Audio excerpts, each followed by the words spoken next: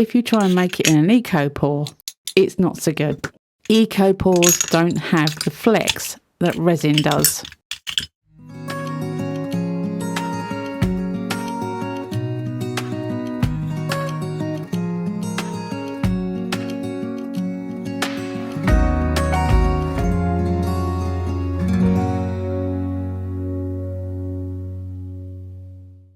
Hey, welcome back to my channel. It's Wendy here from Toonpish Crafts, and I hope you're doing okay. A couple of weeks ago I tried the chrome powders from Resin. I was absolutely blown away by how bright and beautiful they were. I don't know if you remember that, but I will link it in the top left hand corner. Now I'm going to try them actually in resin. I'm quite looking forward to this. I want to see what they look like inside resin. So yeah, let's have a go and see what we come up with, and yeah, make something as well. So these are the chrome powders that I'm referring to.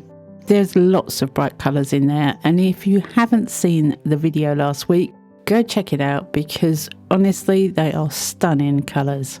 Now I needed a mould. And I got this mould from, it's Temu mould. I know a lot of people don't like shopping at Temu, but I saw this and I thought it was so different I needed to try it out. I'm going to use each section in this mould as a different colour. Now there are more sections than there are colours, but I can always double up on a colour or two. And I'm going to add the colours of these chrome powders into resin. These colours are not mica powders, they are chrome pigments. They are going to act in a slightly different way, but I still want to see what they're like in resin. I've mixed the chrome powder into one half of the resin. I then poured in the second part of resin, already measured how much I needed because I needed not to waste any resin on this. There's a lot of sections and I'd end up with a lot of different colours. I don't like wasting resin at all. My first impressions was that it mixed into the resin really well. You know I'm not a green person, but it's definitely a green colour and it does look quite sparkly in the resin, but it's green, so it's in the smallest compartment. So the first colour was green, and this is the silver holographic. Silver to me always looks grey. Now I know silver is a grey tone, but I like silver to be really bright and shiny. I guess I like chrome more than silver. I think that's probably what I was looking for. It is more of a greyish colour than a chrome colour. Again, I did exactly the same as I did with the green, mixed it into part A and then mixed part B, give it a good stir and poured it into the mould. Now obviously I've got to do exactly the same with each colour in this mould, and you don't want to be sitting through hours of me stirring and mixing. So I'm going to just show you the colour as we go through and pouring it into the mould, so at least you can see the colour, what it looks like before it cures, because I think you need to see that. So let's crack on. This is the blue. And to me it looks a little bit more turquoise than it does blue, but you can't argue with it, it's a blue shade. I do go round every time I pour with a micro brush to get rid of any 90-degree bubbles that are stuck.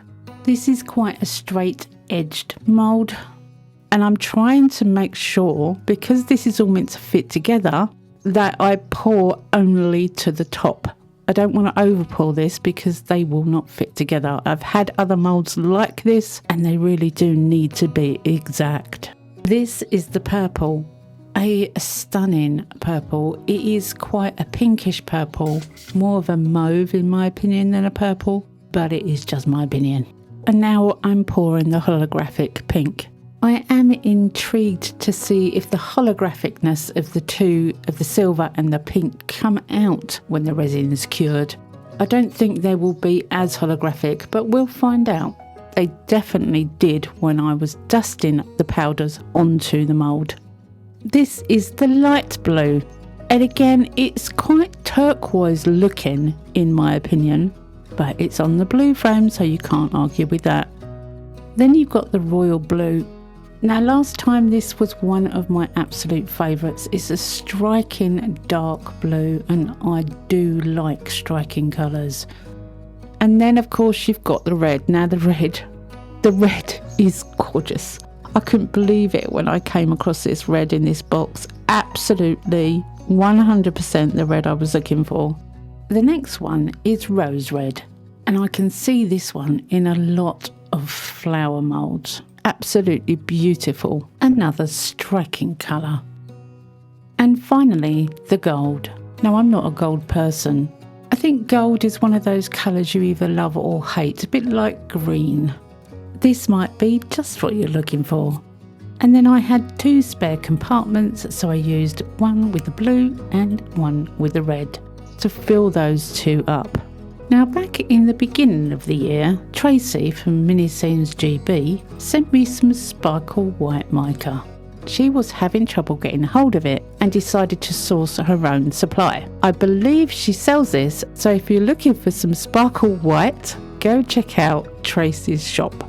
As I'd used all the colours in the box, I thought the white would go well to show off the colours, to give a contrast. If I'd had a black middle, I think it would have dulled down the colours. Again, I have measured this mould meticulously, so I knew exactly the amount of resin I needed to make. I used a micro brush to go around all the little edges, especially on these pieces, as there was a lot. I gave it a good squirt of isopropyl alcohol and I left it to cure. The following day I can demold, and I'm looking forward to seeing what these colours actually look like in resin. I wanted to give you a better view, so I've zoomed in quite a lot here so that you can see each colour as it comes out of the mould. I'm not keen on green, but that is a shimmery green. And the holographic silver doesn't look very holographic in resin, but it is definitely silver. Moving on to the blue, like I said, more turquoise, but it has come out really shimmery. And this purple, more of a mauve than a purple to me, and I did have a little issue with the resin that I poured. I don't think it was mixed particularly brilliantly in that batch, so make sure you don't do that. The holographic pink has lost its holographicness in the resin, but it is still a vibrant pink, gorgeous colour. And the light blue is definitely sparkly. It's so sparkly. It's quite mesmerising actually. Now on to the dark blue, and it is gorgeous. This colour is one of my absolute hands down favourites. On to the red, and what can I say? It is beautiful. Look at that colour. The best pillar box red I've ever seen. That rose red is a really vibrant pink rose colour, and you can see these colours shimmering in the resin. The gold is a sparkly, shimmery, bright gold. So that's the entire box of colours. Now obviously I've got the 2 extra, the extra blue and the extra red. I do love this red. I couldn't help but do the red as one of the extra pieces. Now I only poured this resin about 16 hours before I was demoulding it, so the resin is still quite soft. But I was too excited to wait. I just wanted to demould. The sparkly white is going to go so well with these chrome powders because they've got that sparkle to them as well. And this is definitely pure white sparkle. No getting away from that. That's what it is. Thank you, Tracy. Now I have another mould that I want to use. And again, I'm using the Let's Resin 2-part epoxy resin. The link for this will be in the description box below, together with a rather nice 10% off code. This resin is one of my favourites. I use it most of the time. It is so good at getting rid of bubbles. Even if you don't have a bubble removing machine or a pressure pot, it still is very good at degassing itself. I'm measuring out quite a large amount of resin, and I was going to use the mixer, but somebody hadn't charged it, so I did it by hand. I then used the degassing machine, which I love, and don't forget to push the lid down when you turn it on to make sure there's a suction. I do love watching the bubbles come out of the resin with a time lapse. I think it's just mesmerising. Absolutely fascinating to watch.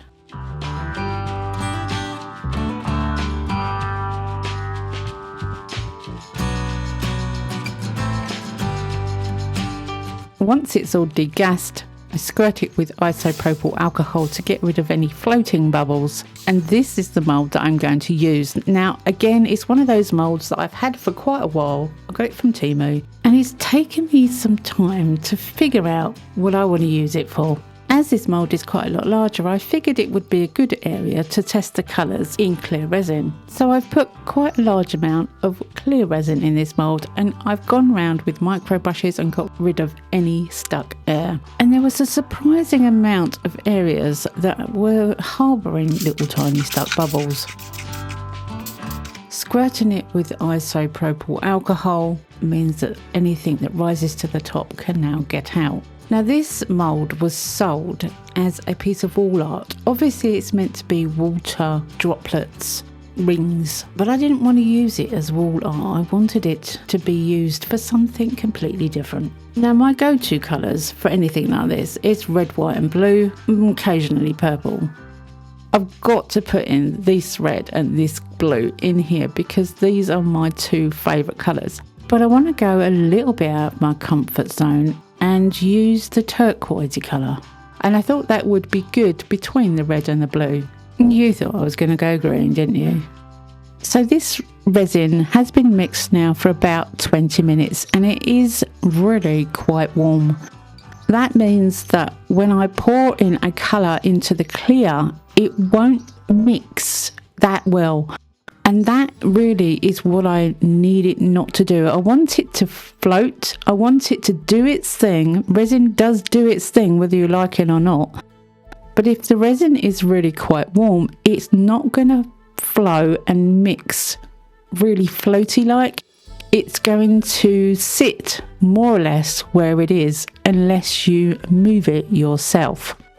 I hope I'm making myself clear here. So these circles in this mould are meant to look like water ripples. So as most of the resin is clear, what I'm hoping is that the colour will look like colour that's splashed into water, i.e. the clear resin. That's what I'm aiming for. I don't know if I'm making any sense here. So we have a straight-edged oblong mould with circles in it. And when the resin is curing, it wants to cure up against the sides of the mould, which are flat. So the only way you can actually get resin in a oblong mould to look circular is to put it there yourself and hope it stays. Now, really, to get the best results, you need to come back after an hour or so and swirl the colour again. I didn't actually do that, I just left it to cure. But I'm hoping it will give me more or less what I'm looking for. I'm looking at this screen while I'm editing and all I can see is that fantastic red at the top. It's so red. I have a little bit of clear left, so I'm just pouring that into the other water bubble. And again, I have a little bit more blue, so I'm making use of that in that area too. I just want to say a quick hello and welcome to my new subscribers. And if you haven't subscribed already, maybe you would consider doing so. It doesn't cost anything and it will definitely help my channel out. And a thumbs up is always really appreciated. That helps YouTube know that you're enjoying my content and will push it out so others can see it too.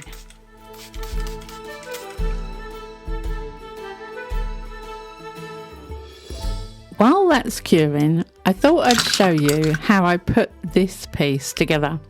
I had to film this as an extra because I originally put it together and thought I would not be able to take it apart to actually show you. So I thought, well, I'll make another one. But this time I'll make it in an eco pour. That way you could have a candle in it. I'm not going to use this one for a candle. I'm going to hopefully use this one for a dragon egg. But as a disaster struck me, I knew I had to take this one apart and put it back together again in front of the camera. It actually came apart quite easy, which was something I wasn't expecting.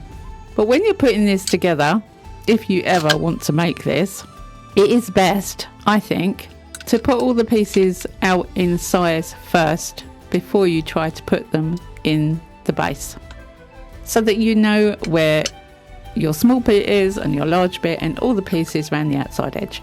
I have basically winged it here, apart from the last few pieces that I thought, yeah, I really do need to put them in size order. Now, it did take me quite a while to figure out how to put this together, but once you've got them in the base, then the top shelf can slot in if you have followed the mould correctly. Now, resin has got quite a flex to it. As you push the top shelf down onto the pieces, the resin gives to help it click in. Let me show you that again.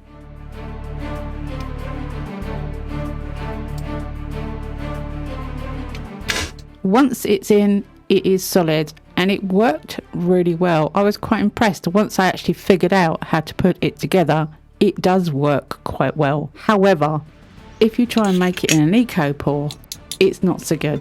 Eco pours don't have the flex that resin does, and this is what happened to me. But I thought I'd show you what happened because it might be helpful. So the following day I can demold the water ripple.